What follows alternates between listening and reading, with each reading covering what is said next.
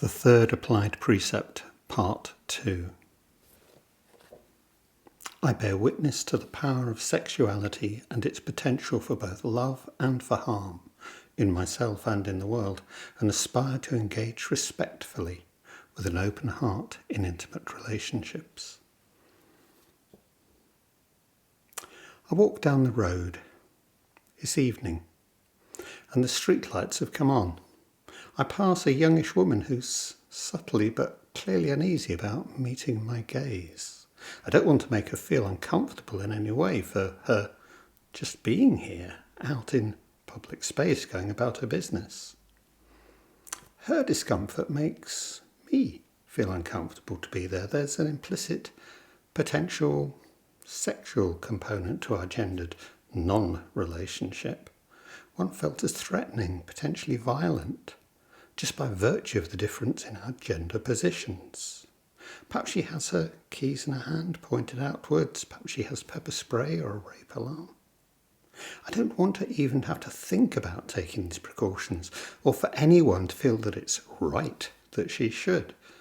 It's taken generations, apparently, for us to begin to realise, let alone admit, that there even is a problem for women finally to claim the right to occupy public space without fear, a right very far from being realised. This version of being safe places limits on her actions, her thoughts and her feelings, on her sense of self itself. I don't want to be a part of the problem. I don't want there to be a problem. The experience of dukkha, of suffering, doesn't have to be catastrophic to count.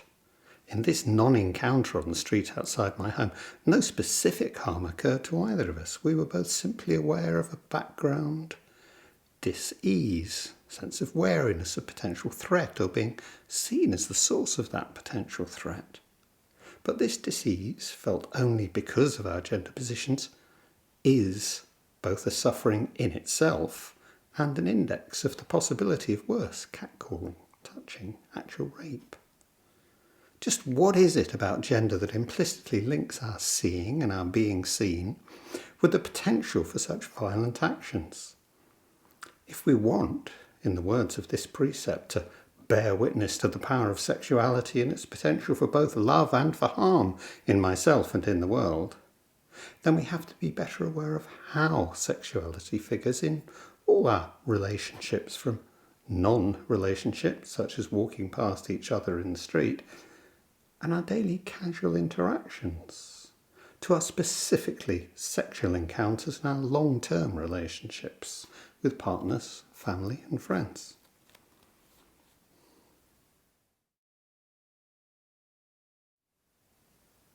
Appearing and acting. Written in the early 1970s, originally as a television series for the BBC, the critic John Berger's Ways of Seeing remains a classic statement of the concept of the male gaze. According to usage and conventions, which are at last being questioned, but have by no means overcome, the social presence of a woman is different in kind from that of a man. A man's presence is dependent on the promise of power which he embodies. By contrast, a woman's presence expresses her own attitude to herself and defines what can or cannot be done to her. Her presence is manifest in her gestures, voice, opinions, expressions, clothes, chosen surroundings, taste. There is nothing she can do which does not contribute to her presence. To be born a woman has been to be born within an allotted and confined space, into the keeping of men.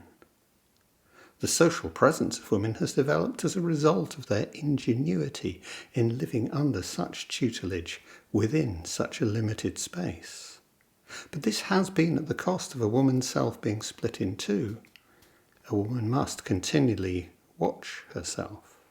She's almost continually accompanied by her own image of herself. From earliest childhood, she's been taught and persuaded to survey herself continually.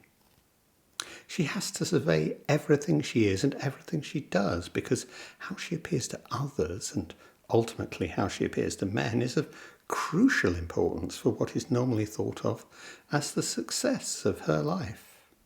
Her own sense of being in herself is supplanted by a sense of being appreciated as herself by another. One might simplify this by saying men act and women appear. This determines not only most relations between men and women, but also the relation of women to themselves. The surveyor of woman in herself is male, the surveyed female. Thus she turns herself into an object, and most particularly an object of vision, of sight. That's Ways of Seeing, pages 46 to 47. What I am for myself and for the other. Our self-presentation and what we respond to as beauty and or as sexuality are all caught up in this structure of the gaze, and this is so whether I identify as woman, as man, as non-binary, as heterosexual, bi, gay or asexual, as cis or trans. However much or little we personally might wish to embody traditional gender expectations, this is the world that's formed us and within which we must find ways to form living and fulfilling relationships. Burge's central point is that within contemporary Western societies, the gendered gaze shapes the way we each experience our own sexuality and desire, and that this structure works in the same way within pornography and other sex work as it does within what's accepted or lauded as high in popular culture. While this is structurally and symbolically the male gaze, it's inextricably linked to what we've discussed in relation to the regime of mastery. That gender is one way in which this relation of subject and object, seer and seen, knower and known, dominant and dominated, shows up in and as us. All of us find ourselves frequently shifting position across this divide, now subject, now object, now active, now passive, now dominant, now dominated. In relation to gender, as men are seen to have intention and seen to have purpose in the world, women's place is hence to put themselves at the service of this purpose, to act as means to men's ends. It's in this way, as philosopher Kate Mann has argued, that misogyny has little to do with hatred of women and much more to do with men's emotions and actions resulting from the frustration of the expectation of the services and attitudes to be offered to them freely by women. Hence we have to ask, what do men expect of women in terms of intimacy, and what do women expect them to expect? There's a subtle interplay here, not simple domination, but a mutual coming to be of desire. As Burge shows us, this even extends to how we actually see each other, what it is to see and be seen as a woman, and what it is to see and be seen as a man. Our sight itself is gendered and gendering.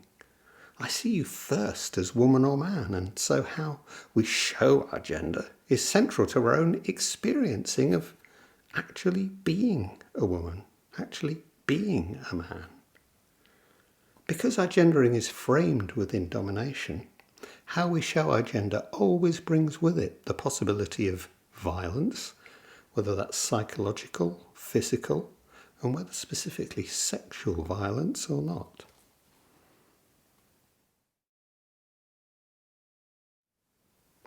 Mastery, masculinity, prostitution, pornography.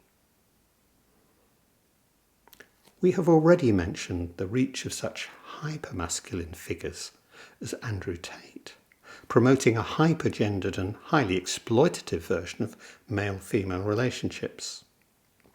For him, to be a man is to have objects you possess, cars, jewellery, tech, and women figure simply as particular possessions to be bought or traded. To be a man is to have power, and so to be wealthy as money buys power over others. To be a man is to be active, to impose one's will on others by whatever means. The physical violence of the man-on-man cage fight takes its own initial route to celebrity, and the man-on-woman violence of domestic abuse are just different modes of showing who is master. To be a man is to compete with all other men and to be able to display the fruits of victory or perish trying. Okay, this is an absolutely terrifying vision of what it is to be a man, but to understand why it can also be an alluring one, we have to see that however extreme it may appear, this vision does actually express the logical development of the dualism of gender as a binary inequality. The system of gender has always worked to normalise, naturalise and perpetuate inequality. This has been and remains its function, and in this respect, Tate and his ilk are not remote outliers, but true believers. The consequences of the billions of internet and social media views of his material shouldn't be underestimated. Recent surveys suggest that perhaps 25% of adolescent and young men, Tate's target audience, now feel that feminism has gone too far. Mastery always has been the promise made by gender, now more explicitly so as a reaction to the real, if limited, changes in gender roles and perceptions that we've achieved over the last 100 years or so. Incels, involuntary celibates, pick-up artists, male separatists and the rest are not minor exceptions to our peaceful path towards consensual equality, but widespread and frankly growing threats to the limited gains made to date. All share the simple and highly traditional equation: masculinity equals mastery. Inequality here is the point. For the master, any move towards real equality can only ever be experienced by him as his being himself oppressed. At the time of writing, that's May 2024, Andrew Tate is awaiting trial in Romania on charges of rape and sexual trafficking. This is perhaps unsurprising given his lifestyle and mode of self-presentation. However extreme, in his efforts to live out the fantasy of mastery, Tate is a perfect contemporary expression of its logic. Celebrity, the monetization of social media, the pose of irony as cover for misogyny, all figure here. I don't want to overgeneralise about all forms of prostitution and sex work, but overall, the part gender plays in this relationship between sex, domination and money is clear. In the case of prostitution, those whose bodies are rented out for profit are overwhelmingly women, and usually young, often underage. Those who control the renting out of those women's bodies and take the profit from it are overwhelmingly male. Perhaps 2% of the women involved can be considered to be self-employed, able to keep their fees, determine how and when they work and to leave the trade, and while others will indeed have some sense of control and agency, most are tied by addiction, by debt, by threats to themselves or their family, or by actual imprisonment. However, those paying to rent these women's bodies are, by class, education and wealth, a very average cross-section of the men in our societies.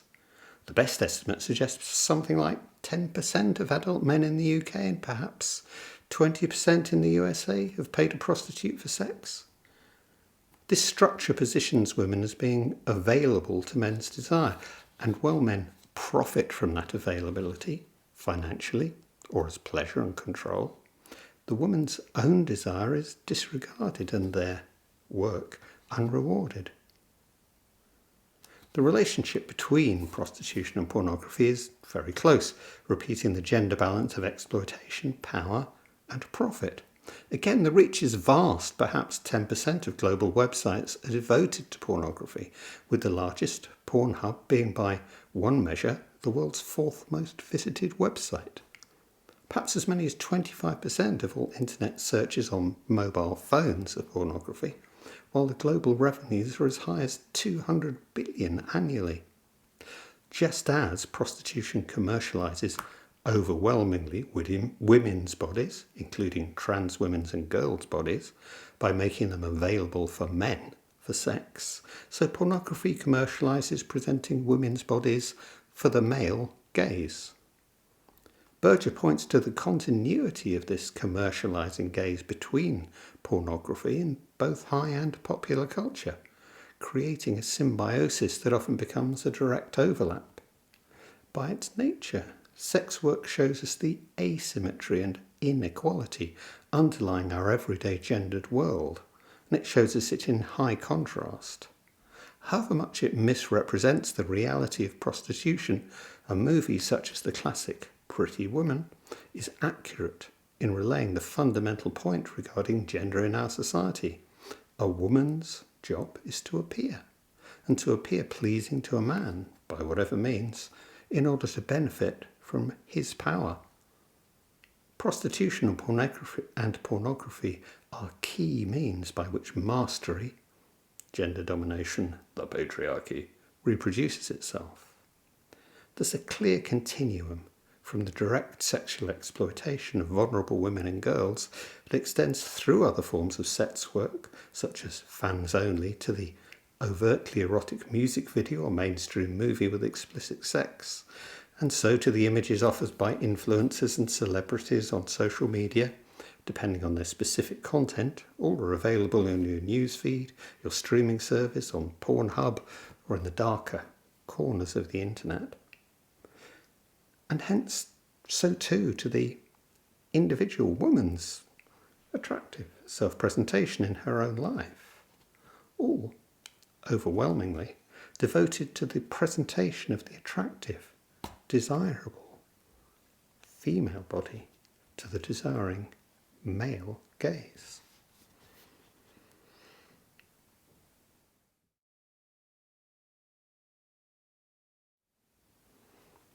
Internet sex equals sex in real life?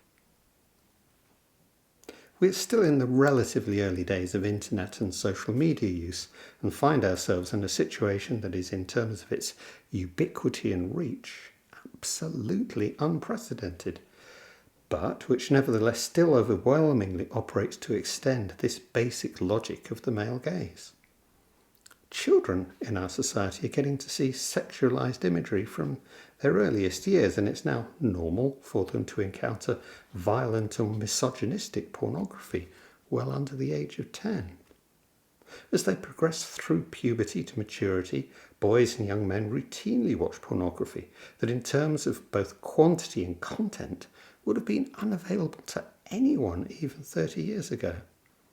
Whether this experience is directly traumatic for them or not, children are growing up with a sense that this is what sex is. Self-evident that all such material is a pose, a performance of sexual performance. Yeah, so what happens if we take this instead as sexual reality, just how sex actually is in real life? Or worse, as what should be our sexual aspiration, as the really real thing to which any actual physical sexual encounter should try to conform. To borrow a term prominent in the cultural theory of the 1970s, sex has become its own simulacrum. Pornography's acted out and highly contrived display of bodies, specific acts, gestures, vocalizations, has now become aspirational for those beginning their sexual experiencing. Real sex is increasingly seen as successful and fulfilling only to the degree that it can imitate the artificial world of pornography. Plausible, if contested, estimates suggest that 82% of porn involves some form of misogynistic violence, depending on how we define that. There's clearly no clear dividing line between what is a knowing and nominally consensual representation of violence and the realistic representation of actual violence and that actual violence itself.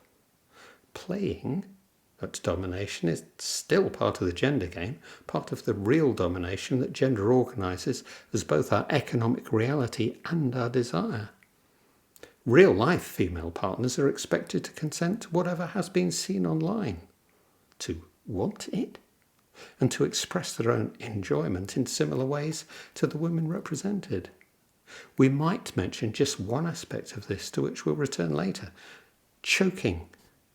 Partial strangulation during sex is now, at least in the popular imagination, normal or even required, even what women want, or at least what many routinely experience.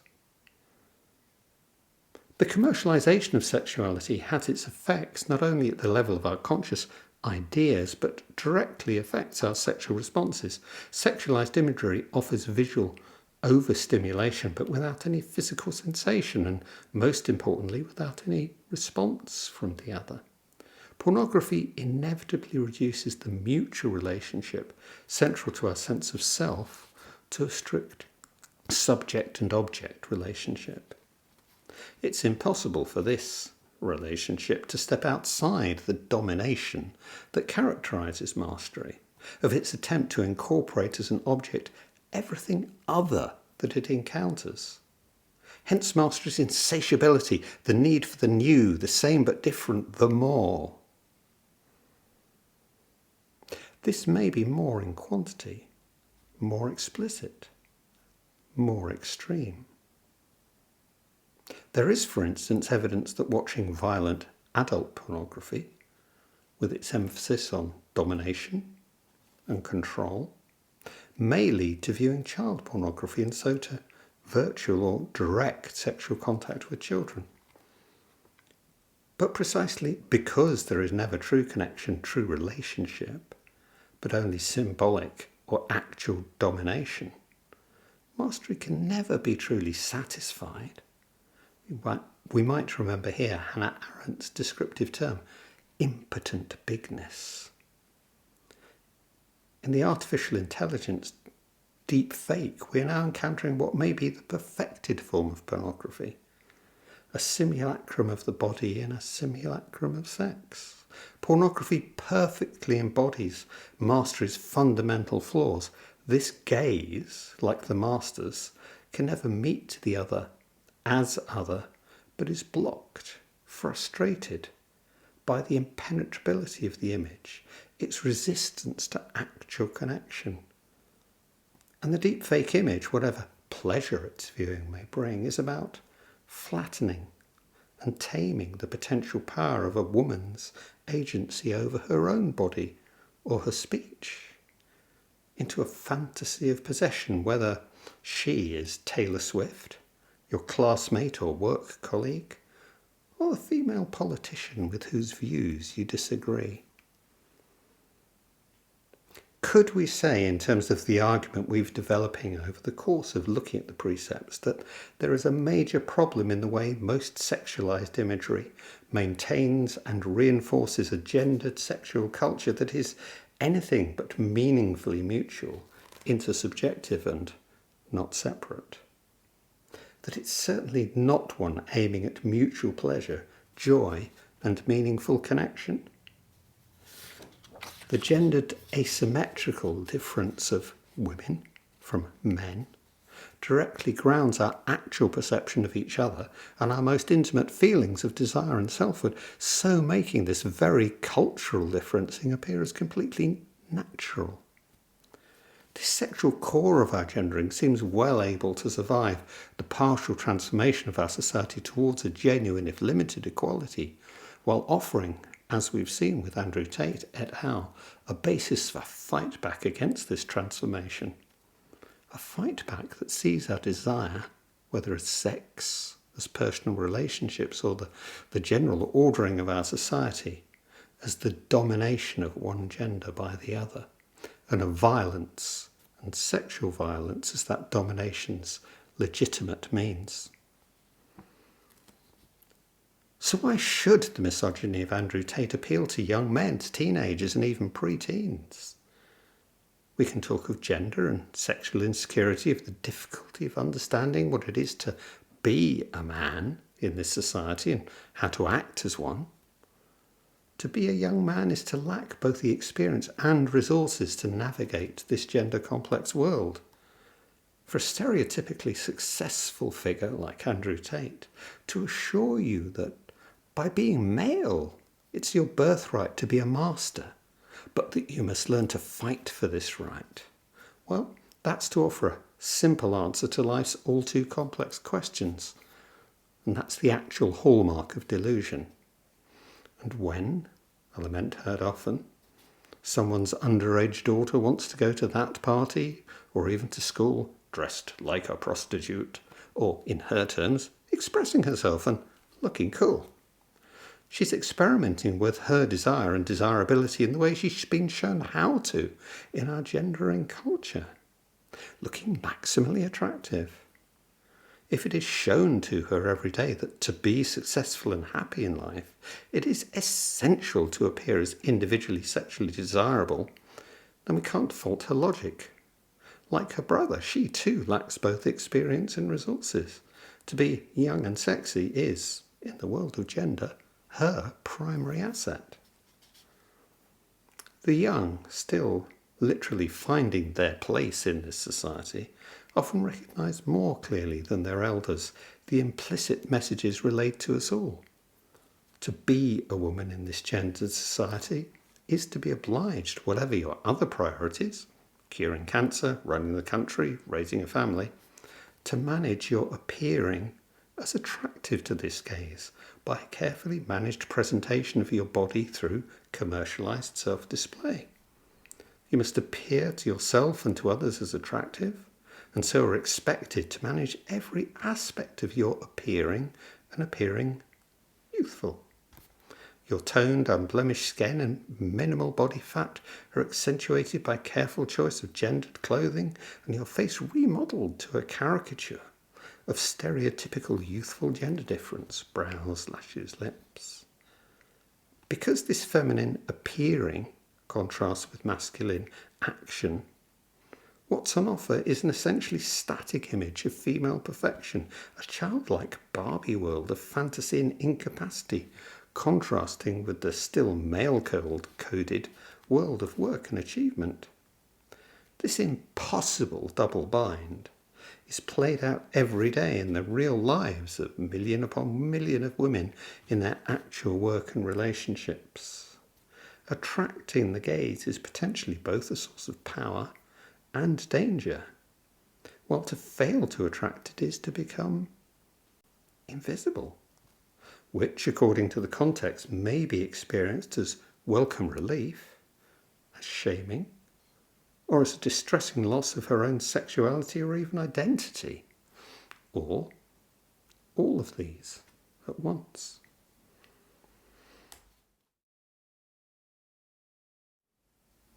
The master is us.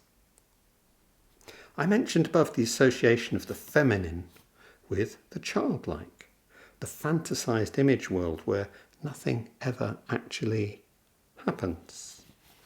As mastery elides all forms of otherness into mere objects to be used, and so as means to our own ends, the feminine comes to include children.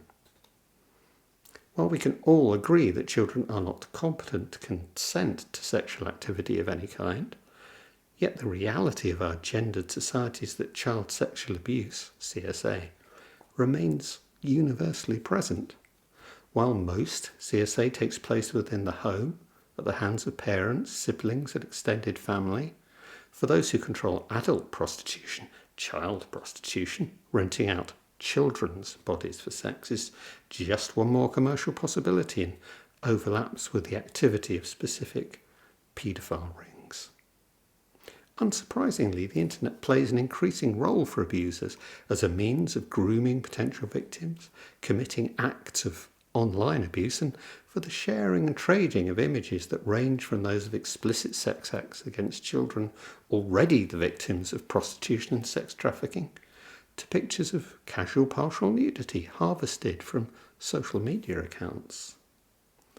AI is also an issue here, generating countless composites from existing pictures of real children suffering very serious harming, and perhaps now with your child's face added.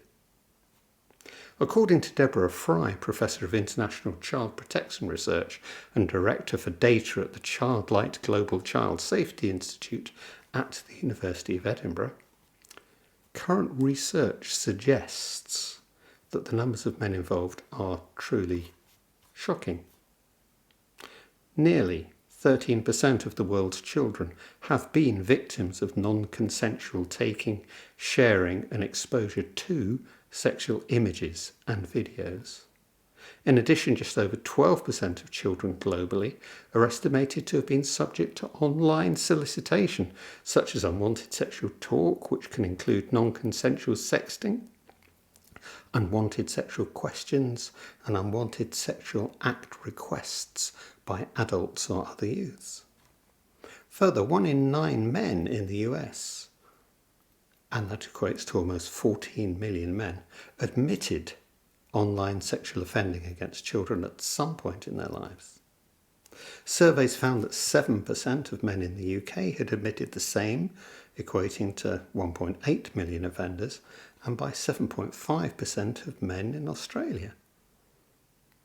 Meanwhile, millions across all 3 countries said they would also seek to commit contact sexual offences against children if they knew no one would find out. A finding that should be considered in tandem with other research indicating that those who watch child sexual abuse material are at a high risk of going on to contact or abuse a child physically.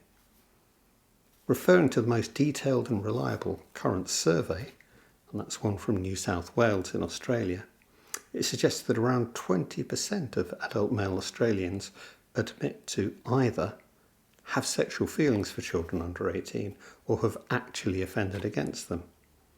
If this pattern were repeated in the UK, this would correspond to around 5 million adult men. These figures are shocking indeed, but should surprise us less than they probably do. It would be unhelpful in the extreme to argue either that 20% of adult men are sick paedophile perverts who should be locked up and castrated, or that this is simply the way men are. Unfortunately, our normal societal responses tend to the former for more serious cases, leaving a resigned shrug for the less serious ones. I don't pretend to have the answers, but for each of us, and particularly for those of us who are men, it's important to see that these are in many respects us. In my time working in prisons, I didn't get to meet any hardcore serial paedophiles. Yep, they do exist but are relatively rare.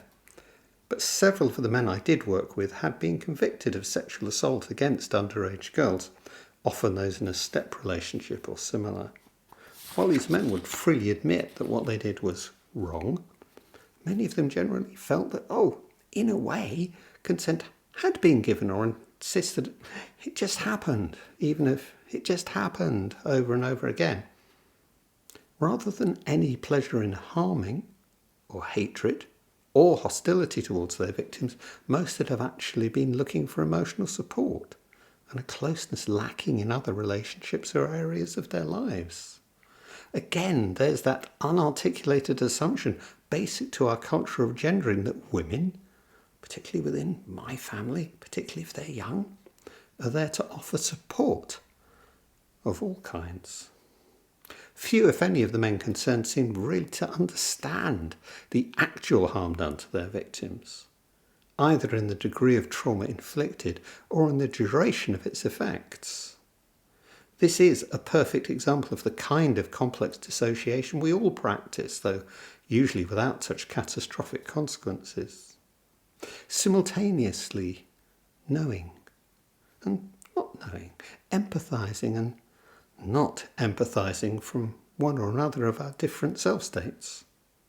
As mentioned above, many of these men had suffered violent or sexual abuse in their own childhoods. The greater the trauma we've experienced ourselves, the more easily and completely this dissociation seems to happen. And the more we can appear to live out 2 conflicting realities at the same time, without ever becoming aware of the contradictions between them. Much the same could be said of many of the men I worked with who'd been convicted of downloading child pornography. These images spoke to their own fear, their trauma and sense of vulnerability. Acting this out by looking at images of the real harming of real children involved dissociating from both their own past and their living victims' actual suffering. Although adult and child may be clearly distinguishable as concepts, in our contemporary culture, visually, this isn't the case. I've referred above to the version of femininity, emphasising extreme youth and thinness, almost frailty, as an index of desirability. The use of girls as young as 12 to model sexy adult women's clothes in mainstream fashion magazines in only the recent past was one manifestation of this, as the perfect embodiment of skinny, feminine vulnerability. If our ideal of attractiveness is to be young and skinny and vulnerable, then a 10-year-old or even 5-year-old girl likely will be as attractive by this standard, and to which we can add the compliance and service men expect of women and girls. The adult fantasy of the sexy schoolgirl shows how we collectively acknowledge and disavow all of this simultaneously. Even if we dismiss it as just a bit of fun, and even if adult women play along with it on hen nights or as fancy dress, we still confirm rather than deny the underlying structure. A schoolgirl is by definition under 16, the UK age of consent.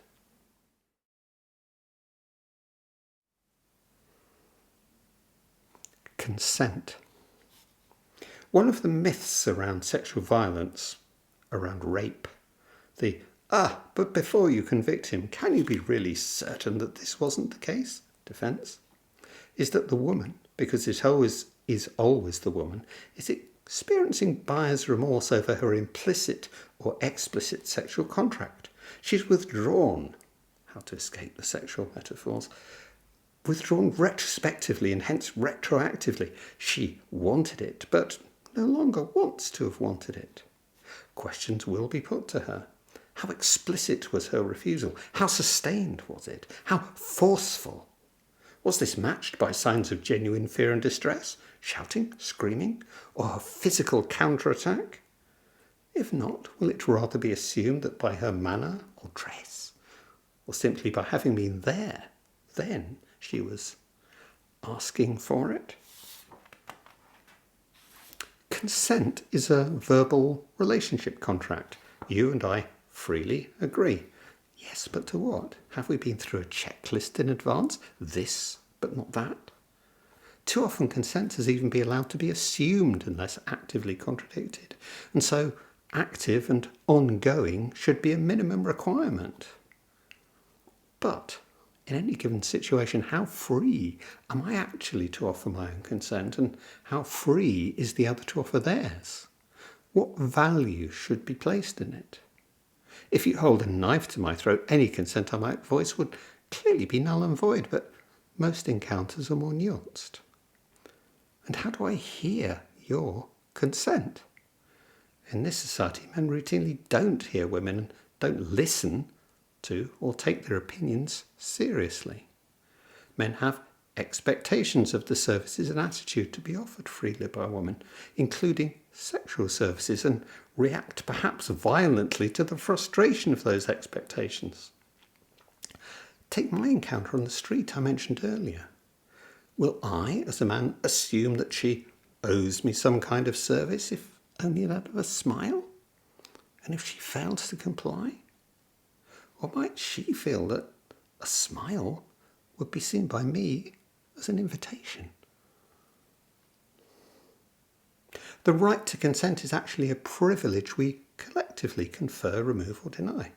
Like any other contract, consent assumes a basic equality between individuals who are taken to be separate, rational, and hence autonomous, free moral agents, and so all equally worthy of recognition.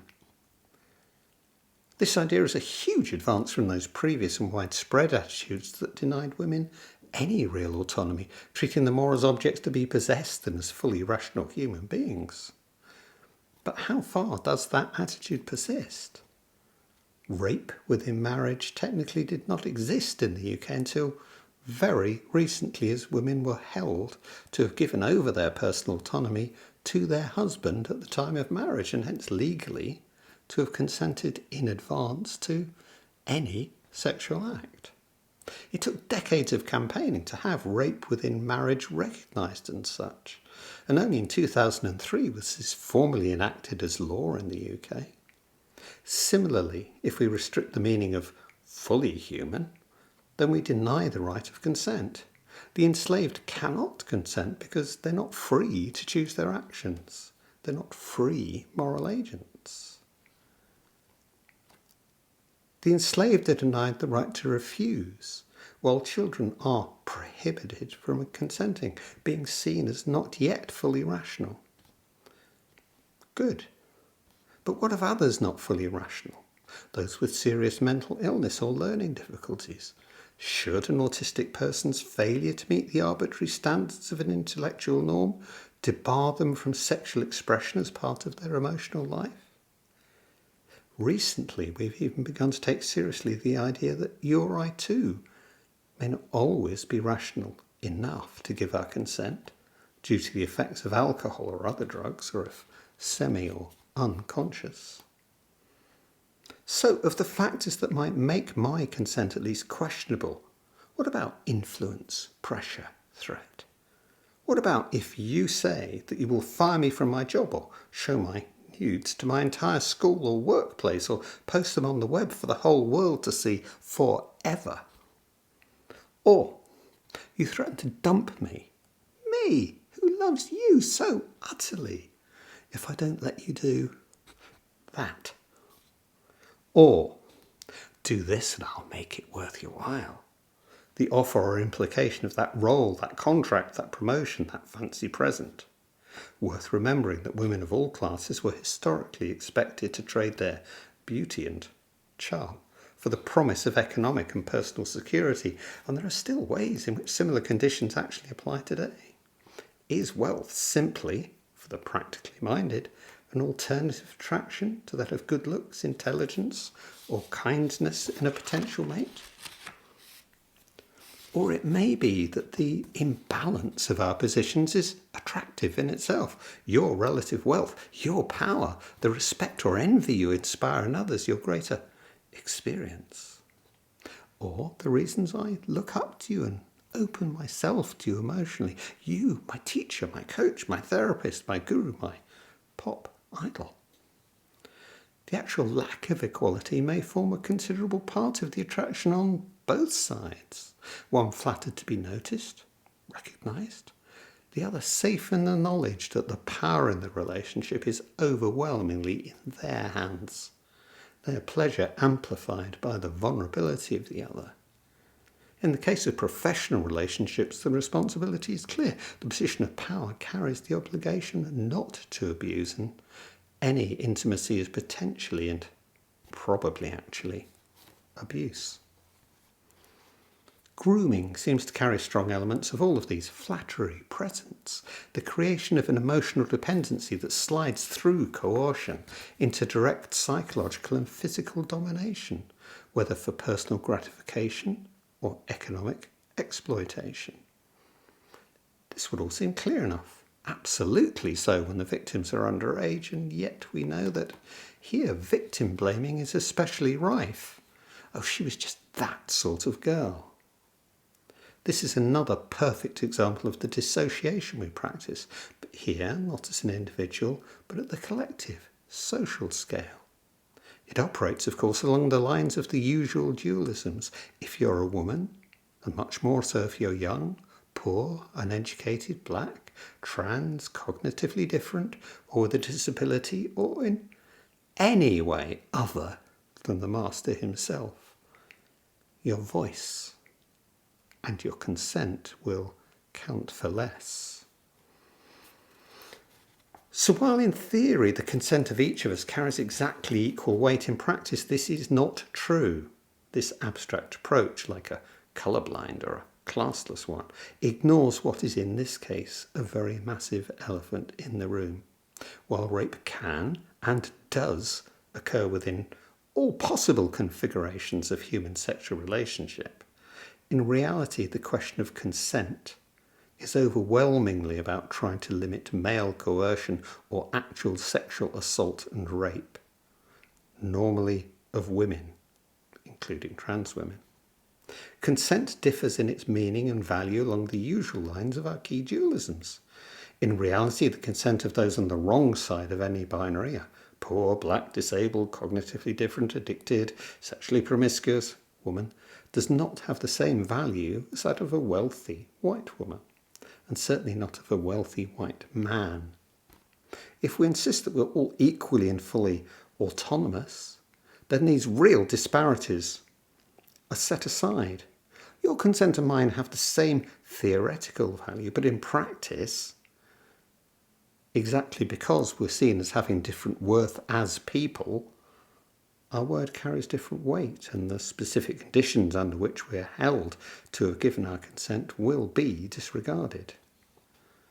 I am held to be solely and entirely responsible to my own independent and sovereign will. Legal defences offered in mitigation can sometimes show us the deep gender asymmetry that consent tries to address. The voluntary strangulation of sexual partners mentioned above is central to the rough sex gone wrong defence against an accusation of murder. If I claim that you consented to your strangulation, then I can argue that I'm not responsible for my direct actions having caused your death. You were literally asking for it. Is this not yet another way of silencing women's speech, of shutting you up? A new variation on the how was I to know the point at which your no stopped meaning yes? That we could ever have taken it that no really means yes, even as it sometimes must. Doesn't that assumption tell us all that we need to know about the consequences of the gendering of the relationship of desire, power and violence, and about the dissociation required to hold and maintain that gendering? Consent is an attempt to define a space of relative equality within our real-life existing inequalities, preeminently, of course, the inequality of gender. It's a good thing that the denial of the right to consent makes certain forms of sexual abuse clearly and unequivocally wrong, illegal, provided we're clear about the grounds and equity of that denial. And if consent gives both of us involved the idea that we're sharing control of this encounter, well, and so we take a step towards actual trust, then that's a good thing too. We should probably marvel that the idea of consent works as well as it does, given the many reasons why this relative equality may be very relative indeed. Can you hear me if I say no? And do I have the courage? Do I think I have the right? Or even the self-awareness to say that no? But even with our consent, it doesn't mean that harming is not being done. Consent assumes we always bring some kind of rational and self-responsible objectivity towards our desire for sex. An objectivity that somehow transcends our gendered predispositions, assumptions and reactions. And that this objectivity extends to class, race, wealth, education and the rest. When it comes to sex, this is simply not who we collectively or individually are. Mired as we are in deluded and dangerously dissociated self-states, appearances arouse us and hormones drive us. This is a large part of what sex is. Even where we objectively know that what we are drawn to or actually doing is unwise and potentially are actively harmful, our facility for dissociation means we're only ever but away from harm being done. Harm the full consequences of which we're inevitably unaware. We need to accept our own fundamental self-complexity and lack of self-transparence, except too the different levels of our wanting and not wanting, of the effects on my own responses of our interaction at this moment. Doing so, the inescapable conclusion is that the premises of separation and self-consistency, of autonomous free choice, the premises on which a contract of consent is based, are simply false. The idea of consent offers us a veneer of rationality on what is truly our least rational field of behaviour. And yet, outside authentically mutual recognition in relationship and the shared space of the third that we've discussed, our genuine trust, this contractual approach is perhaps still the best we have to offer.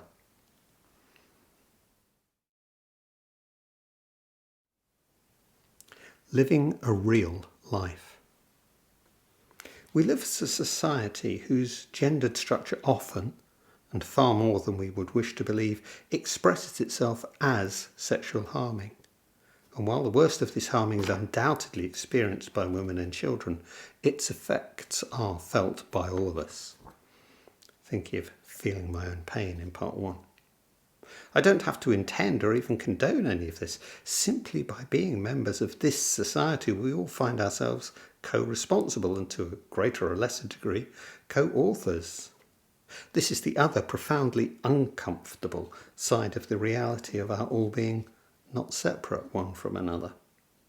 The striving for mastery, of which our gendering is one aspect, is a contradictory and ultimately self-defeating project, whether that's in its impact on the planet or the individual complexities of our emotional lives. So it's no wonder that our unique journey as a gendered being is often painful.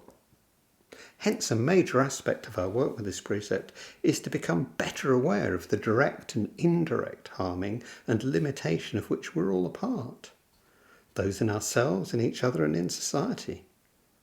Understand better the walls we erect or discover within ourselves, and how these walls relate to the walls we encounter in the outside world. For both the desires I acknowledge as me, and those which I would rather disavow as not me, in what ways is my desire an expression or denial of our society's gendered norms? How do these desires contribute to the joy I find in my sexuality and my relationships? And how might they cause harm? How far do I express myself in terms of mastery as dominant or dominated, as seer and seen? How does this show up in my own thoughts and feelings, in my self-presentation, in my words and actions within my actual relationships? If existing highly or hypergendered versions of femininity and masculinity have come for many, most of us, to seem increasingly prescriptive and proscriptive, then it's good to explore the ways that every norm creates too, the possibilities of its manipulation and subversion, of resistance and rejection. The gendering of vision, of how we see and are seen, is a complex, nuanced and contested space. We all come to occupy and exchange gender positions, so despite the inbuilt heteronormative assumption, our gay, our lesbian, our queer relationships all come to be within the same basic structure, whether that's expressed as butch and femme, as the intentional equality of our being same or actively subverted. Whether through our self-defined identity, or as a member of a subculture, or simply the types to which we conform, we all have to navigate this field of gender, both as in what we desire and what we desire to be. We may insist on our stereotypical gendered role. We may attempt to ironize it or seek out opportunities to ignore or even deny it. We may rage at the part we've been assigned and demand to change some of the rules or attempt to withdraw from the game itself. It's not possible to live a whole or meaningful life as either one who acts or one who appears, and the inevitable tensions and contradictions take their toll on us. The spirit with which we approach our practice with this precept, this is doubly important. A good part of Zen is clearing away, coming to see through our received ideas, predispositions and habits about what it is to be a self in this world and about that world itself. Do we experience this clearing away as a source of joyous liberation or as an opportunity for self-recrimination? To turn towards the world or away from it, towards the fantasy of an isolated self? For the benefit of all of us and of all beings, let's cultivate our joy in the practice and cultivate the joy we experience in our relationships, from the most trivial to the most profound and enduring. This relates too to our bearing witness. There is so much suffering to which we need to bear witness, both our own and those of others, both that we have witnessed with our own eyes and that we know of indirectly. This bearing witness may be in quiet reflection, conversation, campaigning, direct action, or by an infinity of other means. A key argument of this commentary is to encourage us to come to see better how the divisive and alienating aspects of our gendering form our desire in ways that lead us failing genuinely to meet and to relate to each other. By whatever means we can, we need to bear witness to these failures and the harming that results for them. But equally, we need to bear witness to all our joys, whether that takes the form of silent gratitude for the other's presence, of the whispered, "I love you," or the giving of a gift, the exchange of vows, shouting from the rooftops, or in whatever other form. In part 1, I sketched out a model of contract, fusion, mutuality, as a rule of thumb for looking at our relating to each other, to the world, and to different aspects of ourselves. Do we stand apart or try to lose ourselves in the other? Or do we experience our mutuality in our coming to be ourselves in and through each other as not separate? So, do I experience the reality of the otherness of the other as limiting me? The reality of the otherness of the other as being erased by our merging together? Or this reality of their otherness is foundational to the relationship that is us? As I suggested, any real relationship probably contains elements of all of these.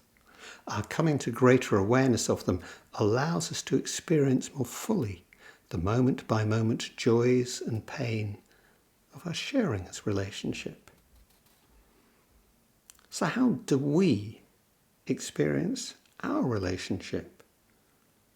As the frustration of its never quite conforming to our self-fantasies, and of the other as never quite conforming to our image of or fantasies about them? Or is there in this relationship, for a moment, for a lifetime, the infinite possibility of joyous mutual discovery of each other, of the world, and of ourselves?